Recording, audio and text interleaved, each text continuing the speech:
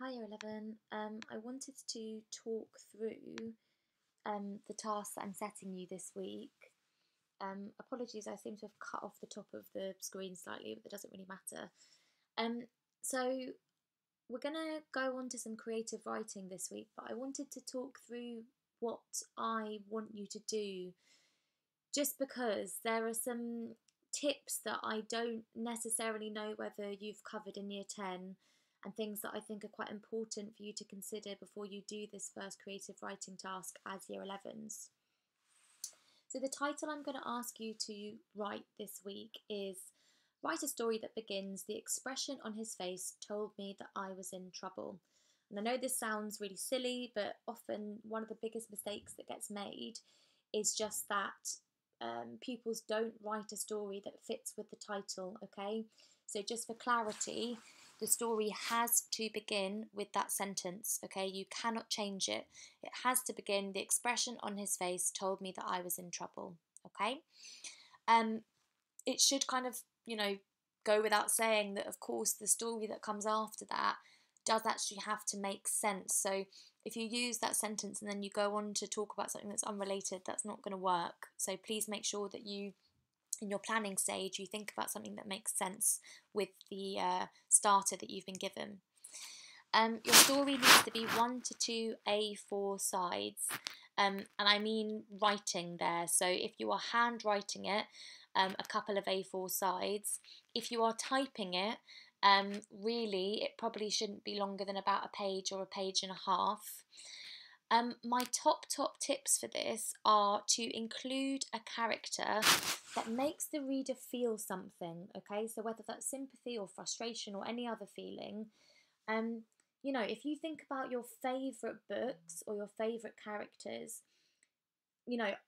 I think it's safe to say that you can normally say that you feel something quite strongly towards those characters. So, I don't know, just to take an example that everybody will know, if you think about Harry Potter, the reason you're following Harry Potter's journey and his friend's journey for all of those books is because you care about what happens to him.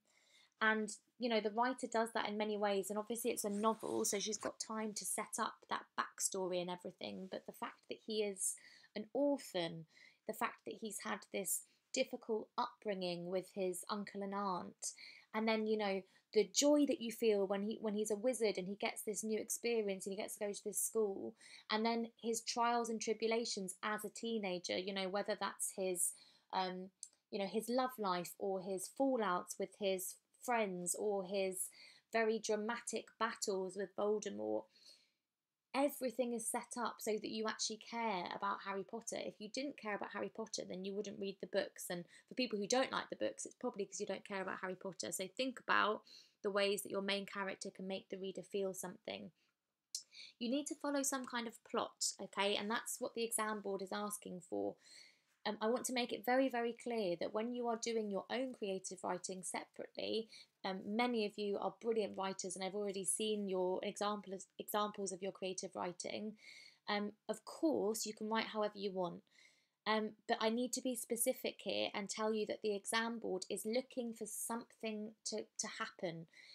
And that doesn't mean, some kind of wild fantasy story, where there's kind of goblins and unicorns and all of this stuff happening, or there's an alien invasion, because you're not going to be able to write that in about 1 or 2 sides.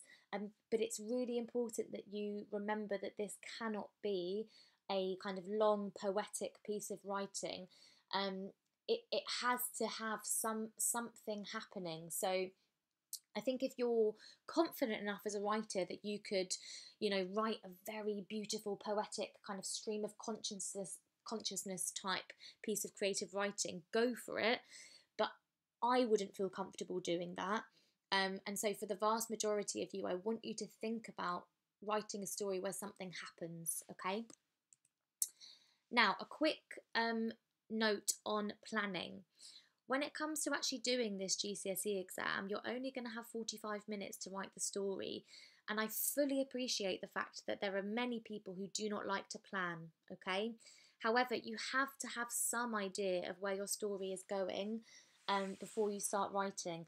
And that doesn't mean that you have to spend, half an hour mapping out a complicated plot. I just mean that before you write, I want you to have some idea of how what you're going to write relates to the title you've been given. So I would suggest as a starting point that you just mind map word associations. So what I mean by that is, what does the title make you think of?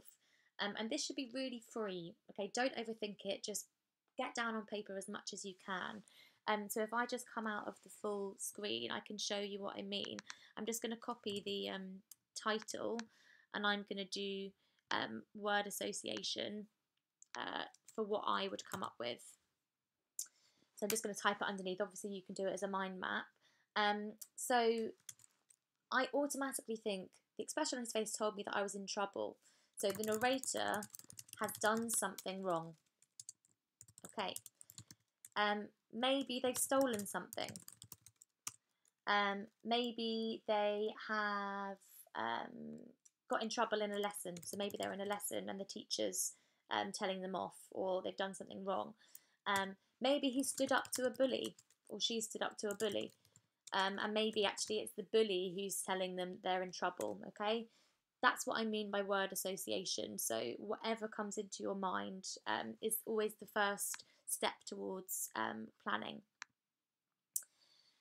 What you then do after you've done that is just to pick out one idea that you can turn into an actual narrative. So like I've said, it doesn't need to be a really complicated story. Once I read, one of my pupils did a really nice story. The title was Grandma, and it was a very kind of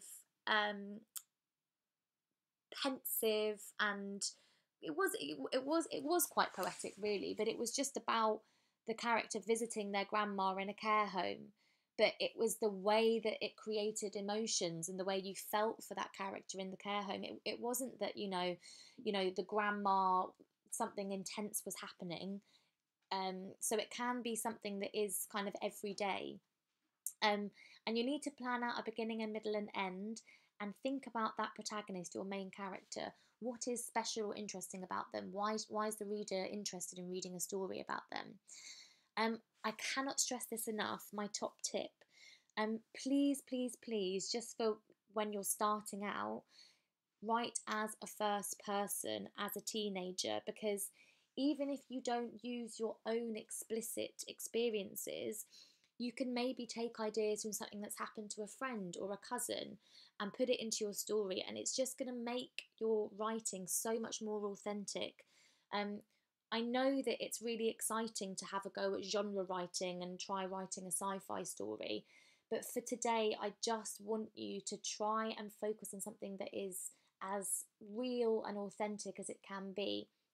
And on that note, don't be afraid to write about the everyday, whether it's describing the smells of what your mum is cooking, or what's going on in the street outside. It's important that you try to put on paper what you have experienced and your own experiences. And I don't want anybody to feel like your everyday isn't valid and that you have to turn something into a kind of wild bank robbery for it to be interesting, because we know that that's not the case, based on a lot of the books that we all enjoy reading. So you're going to have about an hour to write, and as I've said, these are kind of my final top tips when you do write.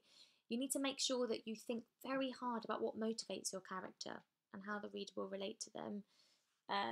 Maybe you want your character to be likeable, maybe you don't. Maybe you actually want your writer to be quite a shady person. Do you want the reader to understand what they're going through? Are they struggling with something going on in their friendship group? Is that something that you would empathise with? As I said, make sure something happens, but it doesn't mean a bomb exploding or someone getting kidnapped or any of those things. Write about realistic and meaningful things that you yourself can relate to, and I can guarantee that's going to make your story more real. Please use paragraphs. Sometimes with creative writing, because we're kind of rushing to get things on the page, we forget this. And the general rule is you need a new paragraph if the time changes, the topic changes, the place changes, or the person changes. If you're unsure about punctuating dialogue, please just leave out dialogue and we can come back to that at a later date. The biggest tip, check over your work, okay? It makes it so difficult for me to read things, especially creative writing, if you've missed out full stops, capital letters, and paragraphs. And for paragraphs, as well as the rules above, you could think about maybe sometimes if you want something to have more impact, you can have, you know, one sentence long paragraphs and things like that. So to play with your paragraphs and see what you can do and make sure that it all makes sense before you hand it in and that you're happy with the beginning, middle, and end. I hope that that's set up the task in a kind of clear way. This whole thing should probably take you about an hour and a half, an hour and 40 minutes. I'm thinking about for Wednesday what I'm going to set you, and I think I'm going to give you a bit of feedback on the reading tasks that you've done. So on like the bookseller of Kabul and the other extracts that you've been given. So look out for something else on Wednesday as well, and let me know if you need any more support with this by leaving a comment. Take care.